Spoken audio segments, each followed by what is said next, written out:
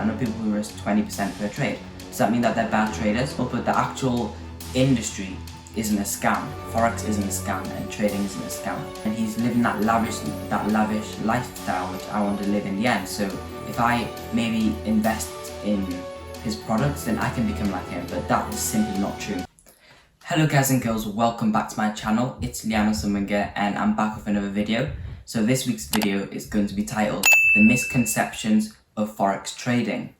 So a lot of you might be aware that there are many myths in the Forex trading industry, and I'm going to be breaking down my top 4 ones, which I thought were the worst. So the first one is going to be, it's a scam. Now, most of you are aware that the Forex industry is literally just exchanging currencies. So for example, exchanging the pound against the euro, for example. And what people tend to do is for example, if you're buying pound versus euro, you're buying the pound against the euro, which means that you believe that the pound is going to appreciate in value against the euro. So if you think of it like that, how can Forex be a scam? Well, what people mean in those situations, what the majority of people mean, is that there are scams that occur within the industry. For example, people are selling online courses, trying to push that to you so that you can buy them, and then you don't actually take any value from the course, and then you jump to the conclusion that's a scam and it's not for you, and then you just stay out of the Forex industry forever. So those scenarios can leave people pear-shaped. And also if you are buying signals from someone, so signals are just basically where someone in essence just trades for you. So they tell you which trades to place, and you place those trades and hope to get a bit of a quick buck here and there.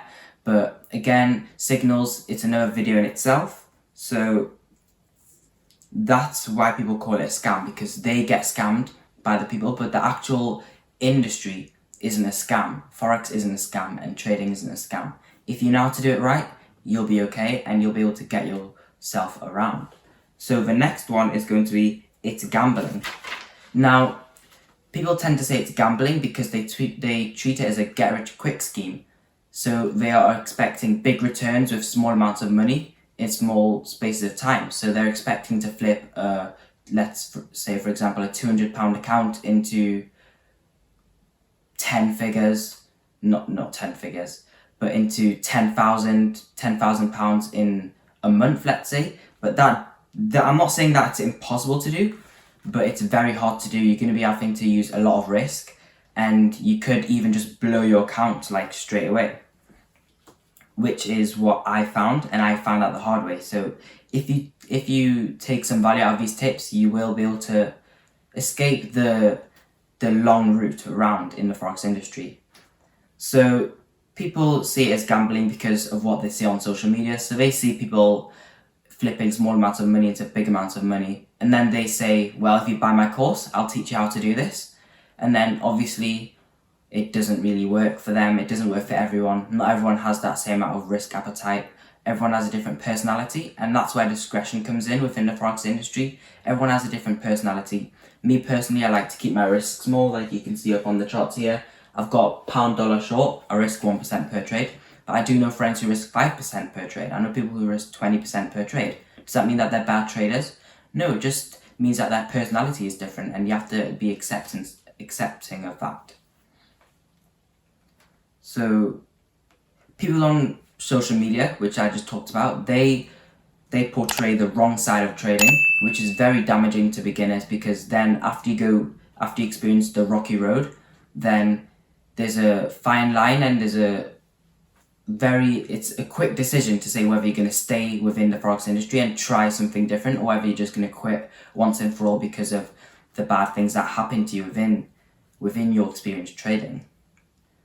So people do tend to manipulate other, mostly newbies, mostly people who are new to the Forex industry, to buy their course or signals. And signals in itself could be another video, and we might even get into that in another video, but for now we're just going to stick to the top 4. So And there's a statistic that says 90% of people lose 90% of their trading capital within the first 90 days. So I was once part of that figure, and it's very easy to just say, well, since I've lost all my capital, I'm just going to quit trading. But then there is a lot of potential that you can make money in trading, and that's if you stay in. The best traders out there have all blown accounts. They've all experienced the rocky roads, and if they had quit then they wouldn't be who they are today. They wouldn't be what they are. They wouldn't have made what they have made today. So that is the misconception that's gambling. The next misconception is that demo is as effective as a live account. So if you are aware, and a lot of you might not be, but demo is basically virtual money. Well, not basically, but it is virtual money. It's where a broker gives you fake money, which you can then practice with, just get used to the main concept of trading. But in terms of management and emotions, they're completely different. So, and then live is with your real money. So you've got your real money on the line. You become more skeptical to place certain trades and trade different markets and different pairs because you might not be as confident with them. But live is just basically with your real money. So let me know in the comments if you've experienced that transition from demo to live, and let me know if you've even blown an account. You might not want to, because you might want to keep that stuff private, but if you want to, feel free to share whether you've blown an account, and feel free to share your experience with trading, because I've been there definitely. I thought I was comfortable on demo when I switched over from demo to live, and then it just wasn't the same, mainly because of emotions. So how does it feel to lose, like, let's say, how does it feel to lose £10 on a trade when you knew? How does it feel to lose £100, £1,000?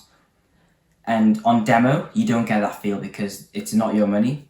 Of course, people like to argue that it's like live, but it's not. When you get that transition, you start to look and take a completely different approach as to what you would have done on demo. So the main point on demo is as effective as live is really the emotions, because there isn't much emotions in play on demo, but there is major emotions on live. As I said, it's not nice seeing your money just go down the drain and go to the bigger corporations. So the fourth misconception is that you need many screens to start trading, and it is simply not true. I've got a friend who wants to start trading, and he says that he wants to get a new computer, and I said, like, bro, you don't need that many screens. You can see here I trade with one screen, and I use my phone as my live, which is actually my camera as well. So you can see you don't need that much to actually start trading. It's very straightforward. You can do it from your phone. Occasionally I use my MacBook Pro to then, if for example I use Notion where I document all my things, and I post all my screenshots on Notion. I do all my advanced self-reviews. I do my back testing on there. I have my go-to setups portfolio on there. And say I wanted to look at my Notion and trading at the same time, I'll bring out my MacBook Pro. But for the majority of the time, I use my iMac here. And I use my iMac for everyday use, same as I use my phone. You can see I use my phone for my actual trading, my live trading, and I also use it as a camera. So you can see that you don't need to go extremely out of your way in order to buy, those expensive gadgets to start trading. Of course, on social media, you see people and the trading gurus, in inverted commas, who have like 10 screens and who claim that if you buy their signals that you'll become a millionaire overnight. And of course, many people buy into that because they're looking at the factors. All right, well, he's living in this huge $1 million mansion. He's got all these screens, and he's living that lavish lifestyle, which I want to live in the end. So if I maybe invest in his products, then I can become like him. But that is simply not true. Most of them are just scams, and I advise you to stay away from those people. Even every day I get 10 plus messages of people asking me to load Bitcoin into their wallet, and yeah, it's simply not true. So don't fall into those traps. So to conclude this video, I just want to let you guys know I was once in that 90 statistic, and it's because of these major misconceptions. So if you understand that these are only just misconceptions right now, it'll save you a lot of time on the rocky road in your forex trading journey. So I hope you guys have enjoyed this video, and before you leave, please leave a subscribe, leave a like, and leave a comment. Tell me what your favorite misconception was, and tell me your experience around these misconceptions. So I hope to see you again back for another video, and peace out.